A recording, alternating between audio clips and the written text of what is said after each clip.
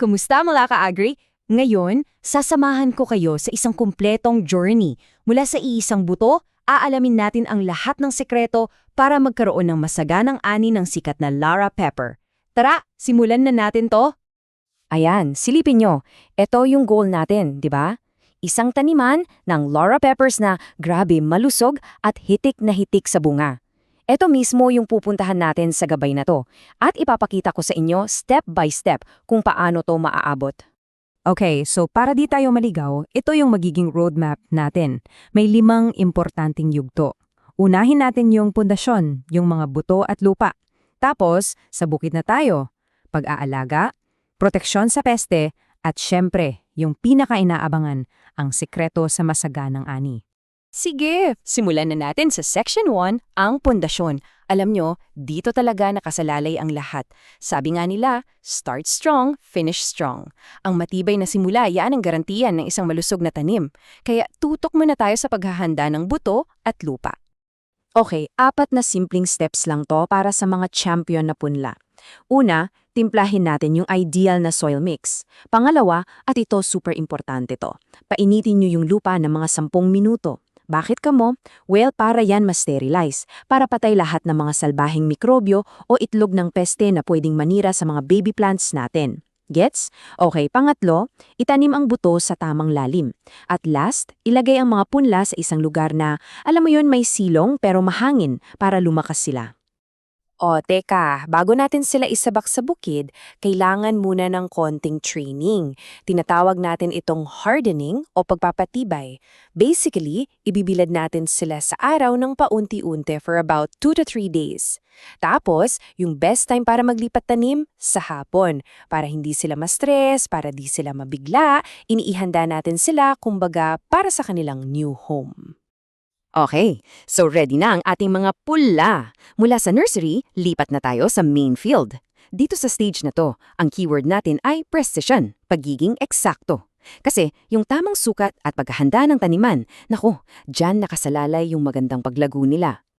Okay, tandaan nyo tong magic number na to, 26,600. Yan ang target nating bilang ng halaman bawat ektarya. Kapag na-hit natin yan, malaki ang chance natin for maximum yield. So, 26,600. Tandaan ha? Ngayon, para sa mga raised beds o kamang taniman, yung ideal na lapad, 1 metro lang. Sakto na yan para magkaroon ng sapat na espasyo yung mga ugat at para maganda rin yung daloy ng tubig. Tapos, yung pagitan ng bawat halaman, dapat 50 centimeters. Huwag nating tipirin sa espasyo ha. Super importante yan para hindi sila mag-agawan sa sustansya at sikat ng araw. Bigyan natin sila ng room to grow, kumbaga. Okay, bago pa man natin ilipat yung mga punla, meron tayong tinatawag na basal fertilization. Ano to? Simple lang. Ito yung paglalagay ng pabaon o base fertilizer. At ito yung recipe.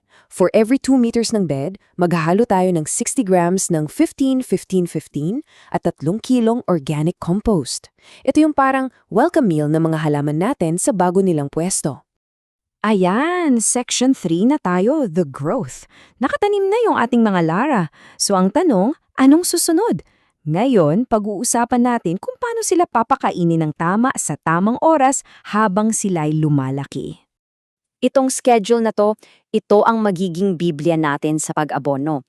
So yung DAT, ang ibig sabihin niyan, days after transplanting. Bilang ng araw mula noong naglipat tanim tayo. Ngayon, pansinin nyo, sa day 56 may dinagdag tayong 0060. Bakit? Kasi yan yung stage na nagsisimula na silang mamunga. At yung 0060, yan ay potassium, parang pampatamis at pampaganda ng bunga. At heto, isang pro tip sa pag-apply ng abono. Ang tamang teknik, ilagay niyong pataba malapit sa dulo ng ugat, hindi sa mismong puno. Mga 2.5 cm yung lalim. Bakit doon? Kasi yan yung feeding zone ng halaman. Diyan niya pinaka-epektibong hinihigop yung sustansya. Okay, let's talk about defense. Section 4, protection. Siyempre may mga kalaban tayo dyan, mga peste at sakit. So, paano natin poprotektahan yung ating pananim? Pag-uusapan natin yung tinatawag na integrated pest management. Kombinasyon niya ng magagandang practice at kung kailangan, tamang paggamit ng chemical. Pero bago tayo dumating sa spraying, unahin muna natin yung cultural practices. Ito yung first line of defense natin. Una, sanitasyon. Simple lang, kung may nakita kang halaman na may sakit, bunutin at itapon mo na agad para di makahawa. Pangalawa, crop rotation. Huwag laging sili ang itatanim sa parehong pwesto. Pagpalit-palitin natin para malito yung mga peste at hindi sila makapag-build up sa lupa. Okay, so kung wala ng choice at kailangan na talagang gumamit ng pesticide, safety first, okay? Ito yung 4 golden rules. Una, always wear your PPE, yung protective gear. Pangalawa, mag-spray lang kapag maganda ang panahon, yung hindi mahangin. Pangatlo, i-check yung nozzle, dapat maayos. At pang-apat, at pinaka-importante sa lahat, pagkatapos mag-spray, maligo at maghugas ng maiging-maigi. Okay, tingnan natin tong listahan ng mga common na peste. Ang gusto kong bigyan nyo ng pansin dito ay yung column na Mode of Action o MOA. Ano yan? Ito yung paraan ng pag-atake ng pestisidyo. Halimbawa, yung MOA 4A, systemic yan. Pumapasok sa buong sistema ng halaman, kaya kahit saang kumagat yung peste, tepok siya. Yung 5 naman, Stomach Action. Kailangan mo na siyang makain ng uod bago tumalab. At ito, mga ka-agri, ito na siguro ang pinaka-critical na rule sa pest management. Please, tandaan niyo to. Laging pagpalit-palitin ang mode of action o MOA ng pestisidyo na ginagamit nyo. Huwag yung laging isa lang. Bakit? Kasi kung paulit-ulit parang binabakunahan mo yung mga peste, nagiging resistant sila o immune. So, para manalo tayo sa laban na to in the long run, rotation is key. Okay?